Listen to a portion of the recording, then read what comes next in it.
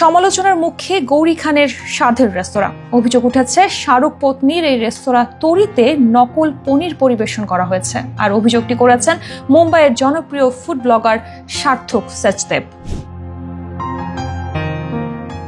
Social media influencer সার্থক সচদেবের একটি video ঘিরে শাহরুখ খানের স্ত্রী গৌরী খানের রেস্তোরাঁ তরি বিতর্কে। ভিডিওতে দেখা যায় তরিতে পরিবেশিত পনিরে আয়োডিন ফেলে পরীক্ষা করেন তিনি, আর তাতেই পনিরটি কালো হয়ে যায়, যা দেখে সার্থকের মন্তব্য, শাহরুখ খানের রেস্তোরাঁয় নকল পনির পরিবেশন হয়। এই পরীক্ষাটি মূলত স্টার্চ শনাক্ত করতে ব্যবহৃত হয়। আয়োডিনের সংস্পর্শে থাকলে স্টার্চজাত উপাদান কালচে বা নীলচে বর্ণ ধারণ করে, অর্থাৎ পনিরে স্টার্চের উপস্থিতি থাকলে রং বদলে যেতে পারে। তবে বিষয়টি নিয়ে বিতর্কের সূত্রপাত হয় এই ভিডিও ভাইরাল হওয়ার পর।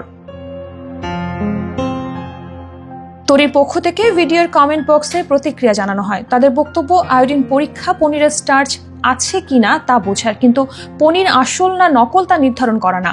আমাদের পরিবেশিত পনিরে সোয়া ভিত্তিক উপাদান থাকে, যা আয়োডিন পরীক্ষার এমন প্রতিক্রিয়া দেখাতেই পারে। তবে আমরা বিশুদ্ধ নির্ভেজাল পনিরই পরিবেশন করি। এই যুক্তিকে সমর্থন করেছেন নয়ডার পুষ্টিবিদ কিরণ সোনিও। তার মতে, আয়োডিন টেস্ট একা কোনো উপাদানকে নকল প্রমাণ করার যথেষ্ট বৈজ্ঞানিক ভিত্তি নয়। সার্থক তার ভিডিওটিতে গৌরীর রেস্তোরাঁ ছাড়া অন্যান্য সেলিব্রিটি যেমন বিরাট কোহলি, ববি দেওয়াল, শিল্পা শেঠির পরিবেশিত পনিরের প্রশংসা করেন। তার দাবি, আয়োডিন পরীক্ষায় সেগুলোর পনির পাশ করেছে। 2024 সালের ভালোবাসা দিবসের আগে তরি রেস্তোরাঁ চালু করেন গৌরী খান। রাজকীয় সাজসজ্জা ও সেলিব্রিটি ভাবনায় অনেকেই সেখানে ছুটে যান অভিজ্ঞতা নিতে।